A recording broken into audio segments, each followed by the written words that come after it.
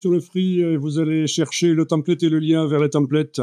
Ben, c'est le template ici qui vous intéresse, hein. Donc prenez ça dans votre dossier, sur votre disque dur. Bon, sinon, j'ai mis un bit.ly pour y accéder directement, pour l'avoir quand on est en dehors, mais voilà. Ouais, vous allez pouvoir l'ouvrir, oui, oui. Lena, and then are you passing and receive the currency? Here, Voilà. Oui. Bon, mais then, what's that pour ce chose de moi? Papa. Papa. Bon, ben oui, vous ouvrez le template dans Illustrator. Évidemment, vous gardez ce que vous avez fait ouvert également, hein, dans un autre onglet. Et alors, ce template, qu'est-ce qu'il a? Il a des mains et il a, dans la palette des calques, un fond gris. Voilà, fond gris. Donc, l'intérêt du fond gris, c'est quand on a des objets blancs, on va les voir, alors que si on a un fond blanc, on les voit pas quand ils sont pas sélectionnés. L'intérêt des mains, c'est quoi? Bonne question. Vous n'avez pas une idée? Donc, on va verrouiller le calque des mains. Si vous avez déjà ouvert, vous verrouillez le calque des mains. Donc, aucune idée de ça sert à quoi les mains, là? C'est une main standard. Entre le middle finger et la ligne ici, on a 190 mm, 19 cm. Et en fait, voilà, quand vous allez mettre au point des autocollants, ça va vous permettre visuellement de voir ce que donnera l'autocollant quand on l'a en main. Pour changer la taille, le faire plus petit, plus grand. Donc, c'est l'intérêt. Mais alors, verrouillez le calque des mains quand vous avez ouvert ça. Et vous pouvez créer un calque design. Voilà, design. On va travailler sur le calque design. Les deux autres calques sont verrouillés. Ce que vous allez faire, c'est transférer une des choses que vous avez faites, mais sans doute ça fait partie des dernières choses parce que c'est des sujets. Vous transférez une des choses que vous avez faites vers le design et vous allez travailler là-dessus en fait. Voilà.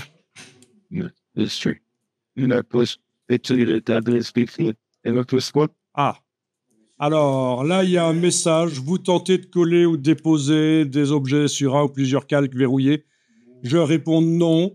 Et en fait, ça vient dans le menu de la palette des calques, une fonction qui est hyper intéressante, mais pas dans ce cas-ci. C'est dans le menu de la palette des calques, il faut décocher ceci, coller en conservant les calques d'origine. Voilà. Parce qu'il essayait de coller sur un calque qui porte le nom calque 1, en fait. Mais il n'y en a pas là-dedans. Donc maintenant, quand j'essaie de coller, voilà, ça marche, pas de problème. Il le colle sur le calque design. Donc cette fonction, on y reviendra, elle est super intéressante quand on fait des autocollants avec des cuts, des kiss cuts. Voilà. Voilà, bon, rien n'interdit de travailler sur une copie, donc avec la touche Alt, la touche Option, je duplique.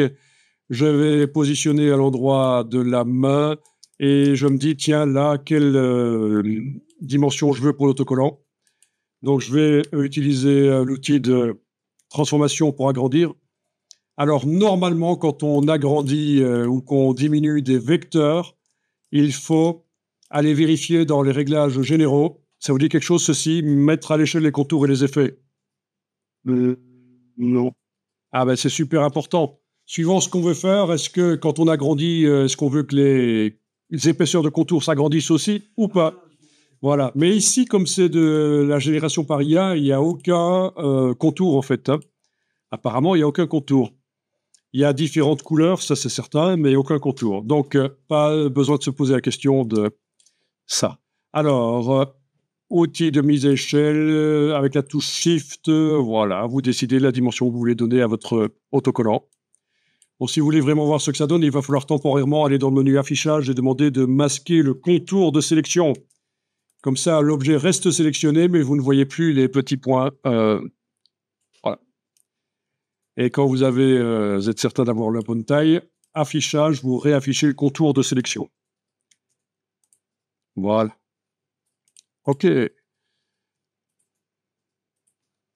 Donc là, il n'est pas interdit d'enregistrer sous le nom autocollant sur support transparent.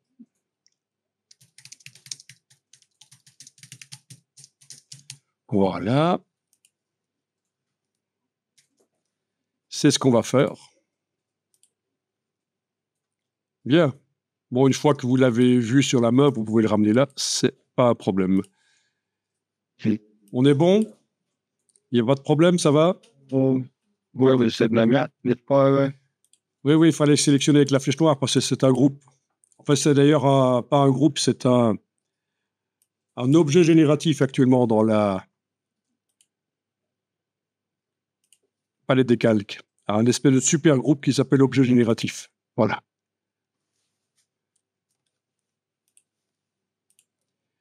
Ok, donc l'idée ici, c'est d'imprimer ça sur du transparent, mais il faut d'abord faire une couche de blanc pour la sous-couche, en fait. Hein, sinon, Faire un décalage. le décalage, je ne suis pas certain, parce que c'est juste pour mettre du blanc sous un décalage négatif, alors peut-être, pour que le blanc ne déborde pas. Ok, alors est-ce que vous avez aussi des petites choses à régler au niveau comme moi, ici peut-être attendez un peu. Non, juste rajouter mon morceau. C'est pas grave pour la chose blanche entre les moustaches ici, c'est pas très grave. On va dire c'est bon. Quoique, si, c'est quand même ennuyeux ça, d'avoir cette forme. Ok, je l'ai supprimé avec la flèche blanche. Voilà, parce que ça peut être du transparent entre les moustaches en fait. Voilà. Enfin, il y a des petites corrections à faire parfois. Oh, ce que fait, mais. Les copains sont obligés là. Donc tu n'arrives pas à faire quoi? À modifier. Ok, alors on va faire un calque, on va essayer d'organiser ça, on organise un peu comme on veut, mais on va faire un calque qui va être fond blanc. On va l'appeler fond blanc, donc créer un nouveau calque par la palette des calques avec le signe plus. Voilà, on l'appelle fond blanc. On met derrière une. Et on va le mettre en dessous, bien sûr, voilà. Voilà. Puis avec la flèche noire, vous sélectionnez l'entièreté de votre design. Pas la copie là au-dessus, bien sûr, c'est juste celui qu'on a agrandi ou rétréci. Et vous allez transférer une copie dans l'autre calque. Vous voyez comment on fait pour transférer une copie de ce qui est sélectionné dans l'autre calque?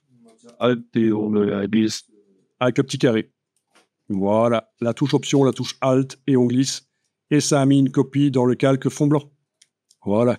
Et je peux enlever l'œil en face du calque du dessus. Non, c'est même mieux pour voir ce qu'on va faire. Donc l'idée ici, c'est de réunir toutes les formes en une seule avec le Pathfinder et de mettre du white, en fait, RDG underscore white, une couleur de ton direct blanc. Donc, j'ai enlevé l'œil en face du design du dessus, je travaille sur la copie là en dessous, qui est exactement au même endroit. Donc, menu fenêtre Pathfinder. Bon, à la limite, c'est même pas obligatoire, mais bon. Ok, on tente de réunir tout en une forme avec le réunion, voilà. Puis, dans la palette nuancier,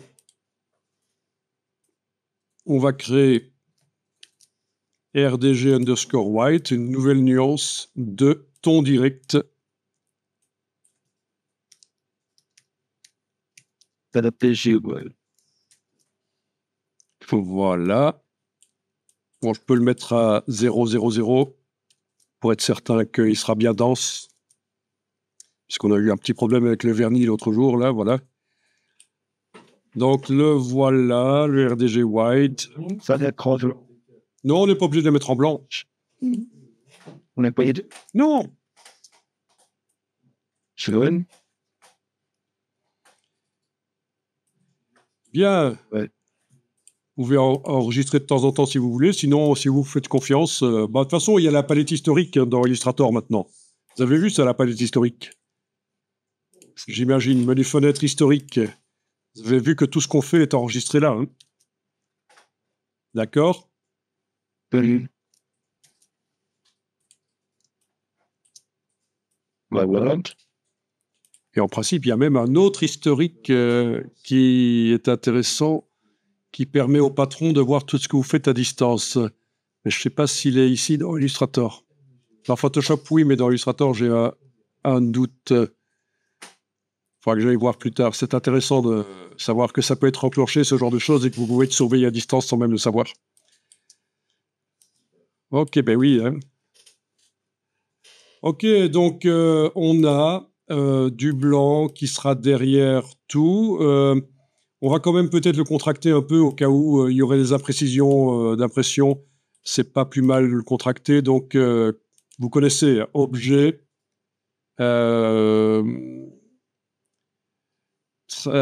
tracé, décalage. On va le faire par l'effet spécial. Effet, tracé, décalage. C'est pas plus mal. Effet, tracé, décalage.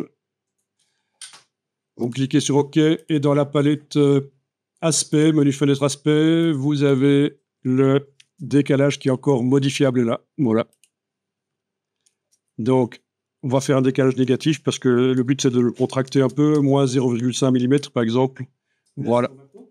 C'est pour contracter le blanc, pour éviter qu'en cas d'imprécision à l'impression, il déborde. Ah. Voilà.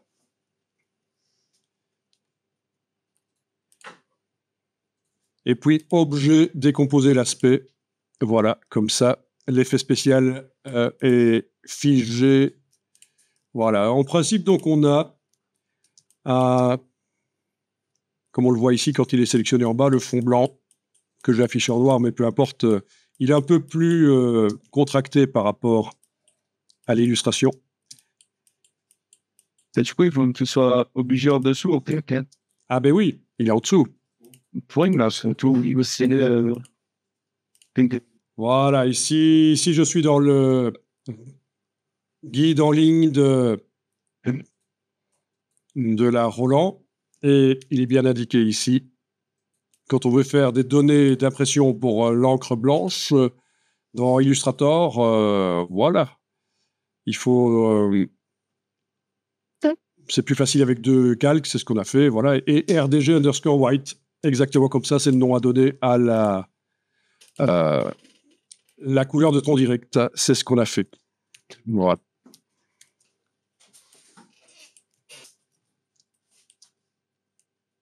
Donc, pour le cut, il y a toujours plein de manières de faire. Je vous montre, moi, comment je procéderai. Je vais dupliquer le calque fond blanc en le prenant et en l'amenant sur le Sync Plus. C'est une des manières de dupliquer. Fond blanc copie, voilà, il est là. Je vais l'appeler Cut. Je sélectionne tout ce qu'il y a dessus. Et il faut qu'il n'y ait pas de fond et qu'il y ait un contour que je vais mettre en rouge. Vous voulez que ça enroule? C'est une convention que le cut est en rouge, mais la couleur rouge, je vous dis même pas quel rouge, donc ça n'a pas d'importance quel rouge. Voilà. Donc, ah tiens, je vais le placer par-dessus le design, comme ça je le verrai mieux. Voilà, on voit que le cut, il est là. L'autocollant va être coupé comme ça. Ah, ok, c'est dans le design. Ah non, il n'est pas dans le groupe design, il n'est pas dans le calque design, il est au-dessus, c'est un calque à part. Oui, mais je veux dire, il est dans enfin, ça coupe pas dans l'impression. Ah non, ce ne sera pas imprimé. Justement, c'est ça qui va être particulier, c'est que au moment où j'imprime l'autocollant, ce calque-là ne sera pas affiché. Et au moment où, et par contre, je vais envoyer un fichier de découpe à la découpeuse qui aura ce calque-là pour découper les autocollants. Ouais, le sam. Oui, alors le décalage, justement, ça n'a aucun sens d'imprimer sur un autocollant transparent si on n'a pas un bord transparent, donc il faut qu'il soit plus grand le cut. Donc ici, je sélectionne le cut et je vais faire effet, tracé, décalage.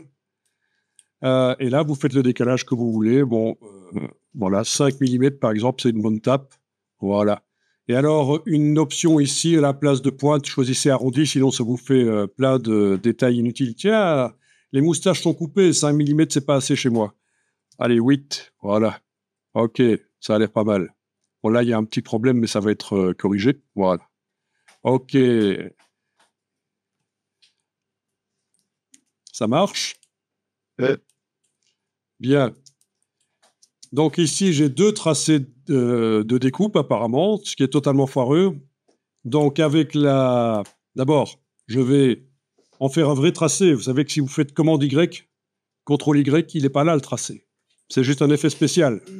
Un effet spécial dont on peut encore modifier la valeur par la palette aspect. Vous connaissez la palette aspect?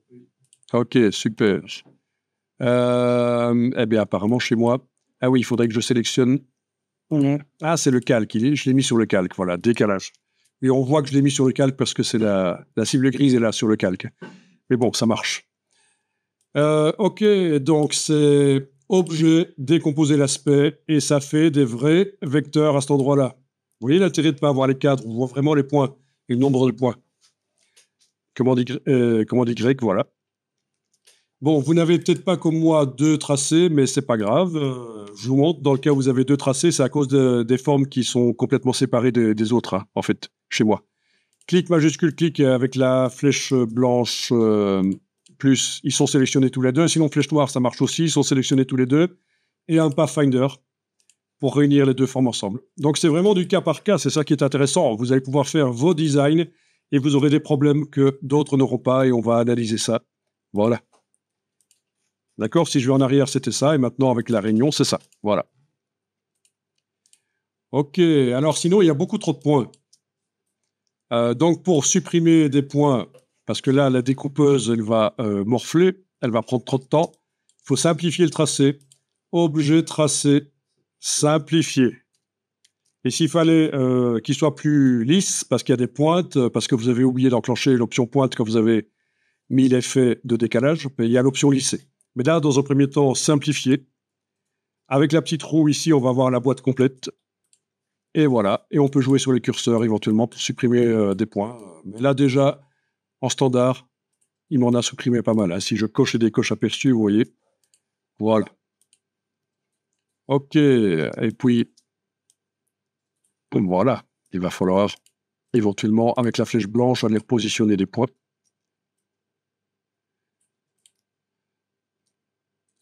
OK. Ben, c'est assez facile finalement. Hein. Le cut. Donc, on aura un autocollant transparent avec du blanc plus la quadrille par-dessus. Ça donnera à peu près ce genre-là. On va voir ce que ça donne. Ouais, à l'école, quand on doit faire un calcul cut, on double-clique sur l'option calque et on décoche imprimer. Ah oui, aussi, c'est une solution.